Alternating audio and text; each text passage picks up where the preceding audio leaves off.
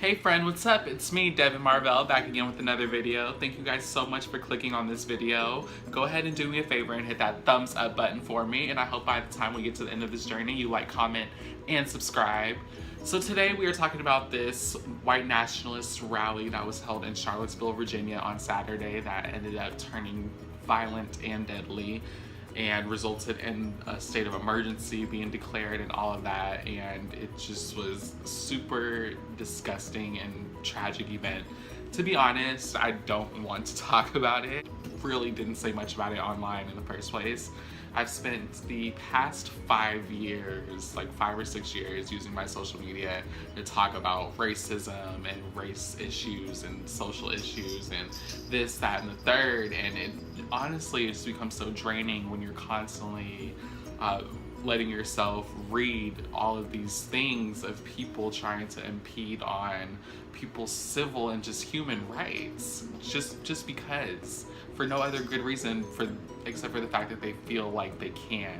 Let's go ahead and talk about this, all right? Let's go ahead and take a deep breath with me.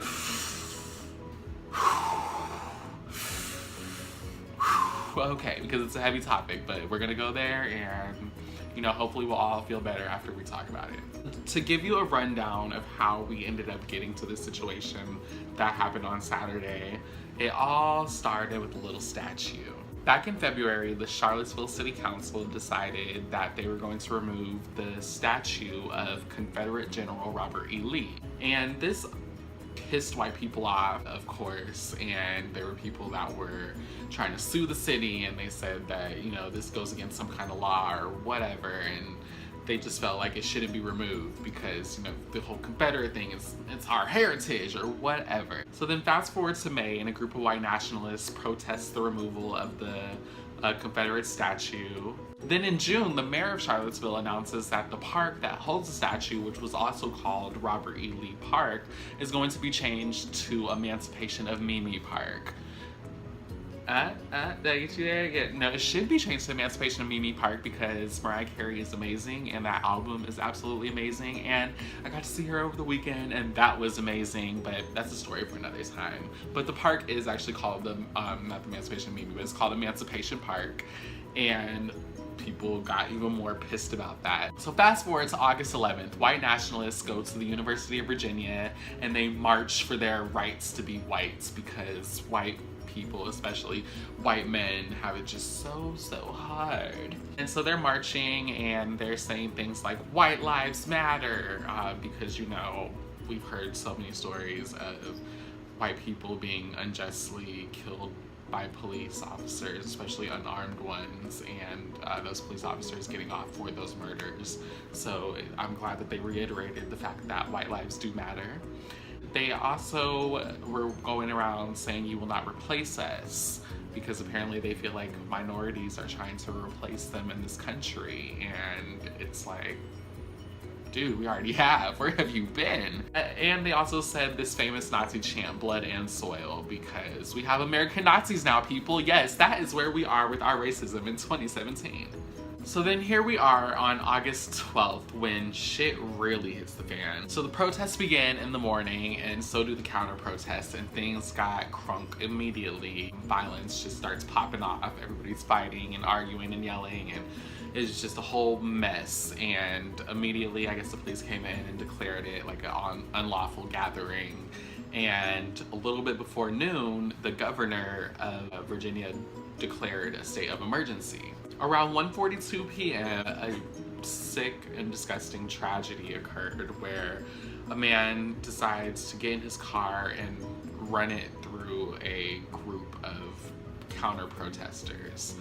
And he ended up killing a woman, a 32-year-old woman who was there counter-protesting. Her name is Heather Heyer, and 19 others also got injured. So my condolences go out to Heather's family and friends. Thank you, girl, for being out there on the front lines fighting and making your voice heard. Also to the 19 others that got injured, Hope that you guys recover well. Thank you as well for being on the front line. Also, around 5 p.m., 2 officers lost their lives when they were trying to assist from the air in their helicopter, and their helicopter crashed. One officer was Lieutenant Jay Cullen, and the other officer was Trooper Burke Bates, so may they also rest in peace. Thank you for your service. Unfortunately, we have not had a word yet from All Lives Matter or Blue Lives Matter on this whole horrific tragedy that happened over the weekend. But you know who did have something to say a few hours after everything was going down? Y'all's President Trump came out and said that he condemns hatred and bigotry on many, many sides. And people were like, okay, girl, but what about the white nationalists, the white supremacists, the neo-Nazis that are out here? That's kind of the root of this whole thing, don't you? Don't you think you should mention them? Don't you think you should say something about them? But I mean, what do you guys expect from the President of the United States, who was actually endorsed by none other than the KKK? I don't know what you guys were expecting. He came out 2 days later and released a statement condemning the KKK, neo-Nazis, and white supremacists and white nationalists, calling them thugs and criminals, and saying that they're un-American.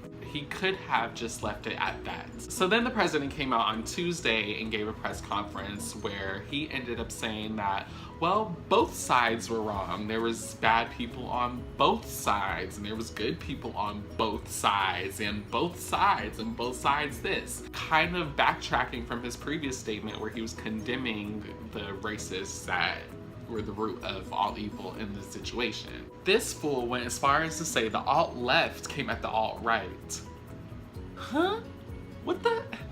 What? There is no such thing as the alt-left. There is a such thing as the alt-right, which is supposed to be considered, I guess, the alternative right because they're racist conservatives, but they're really not alternative. The only thing that is alternative about their racism is the fact that they are right out front with it instead of trying to be low-key and just pass legislation that's racist. Oh, but Trump didn't stop there. No, it gets better. He says that he doesn't really know why the statue is being pulled down, why all these Confederate statues and monuments are being taken down, because what about George Washington, huh? George Washington had a slave. And what about Thomas Jefferson, huh? Thomas Jefferson had a slave. So are we supposed to just pretend like they never happened too?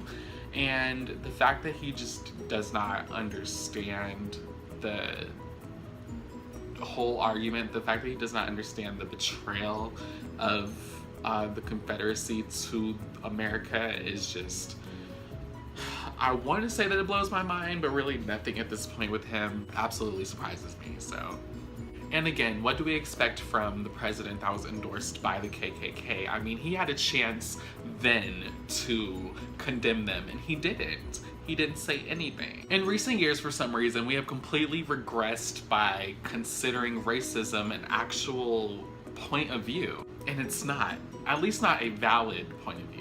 Not one that should carry any weight or any value. Because at the end of the day, we've been through this. I mean, hello, does abolition, the civil rights movement, any of those things ring a bell? I mean, come on. Martin Luther King Jr. did not die for us to validate racists by giving them platforms to spew their hateful ideologies. Like, why are y'all inviting them on talk shows into your college campuses? I don't understand. Because when you're inviting them places to talk about why they're racist and why it's good to be racist and why racism is good for this country, you're condoning their bullshit. When you should be saying, no, we don't do that anymore. We don't accept that. Sorry, get that mess up out of here. But no, instead, we let them spew their hatred, and we even let it run for president, and we elected it president.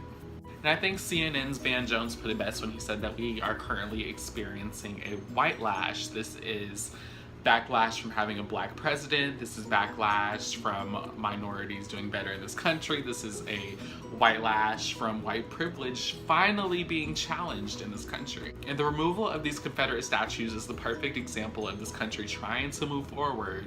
But of course you have conservatives who just can't, because they're afraid that we're finally, for once and for all, going to be treated equally. I know, it's such a scary thought. Racism is not a political viewpoint. Racism is not a political viewpoint. And we need to reiterate that, and we need to force that. Look, we can agree to disagree on a bunch of things. We can agree to disagree and debate on abortion, even though the Supreme Court already decided on that, what, 45 years ago? We can even agree to disagree on marriage equality, even though the Supreme Court also already decided on that, what, 2 years ago? We can even agree to disagree on healthcare, even though, okay, well, I mean, y'all know what I'm getting at here. And see, that's the problem. You have to learn how to take loss and just accept it, the way that the Confederacy had to do when they lost that damn war. That war that you want so badly to hold on to and have images everywhere and a constant reminder. Besides being problematic because of slavery, taking up for the Confederacy is probably one of the most unpatriotic things, considering that they were trying to secede from the United States of America. Yes, that America that you hold so near and dear to your heart. But I do get it. White Americans don't have a lot of culture or heritage outside of those times that Black Americans considered dark and hateful times. Those were the times when you guys were thriving and you were on top and you were running things. That's when America was great, you know, but we look on those times and we remember when we weren't considered people, you know, in fact, when we were just considered 3/5 of a person. We were treated as second-class citizens, and to be honest, still today are treated that way. Especially when we see the Confederate flag and Confederate monuments and just things from those times. And the fact that the KKK is still alive and thriving, and the fact that we have Americans 70 plus years after the genocide of millions of Jewish people calling themselves Nazis shows that we have been way too complacent on the issue of race and racism in this country. And I'm 100% for freedom of speech, but I do not believe that that should mean that you are free from consequences for your freedom of speech, especially if you decide to abuse that freedom to spew hatred. The people out here speaking against racism are not the problem. Okay, they never have been and they never will be, and trying to turn the narrative to make it seem like the people that are speaking out against this hatred and against this behavior are the real issue here is ignorant. And you're trying to play on people's intelligence, and you're trying to rewrite history. And not only that, you're trying to normalize racism, you're trying to normalize white supremacy, and it's not normal, it's not okay. So if you're a racist, admittedly or otherwise, then you have no point, you have no side, your opinion is not valid or valued because we've already been through this. We've already decided it. We've already had this argument.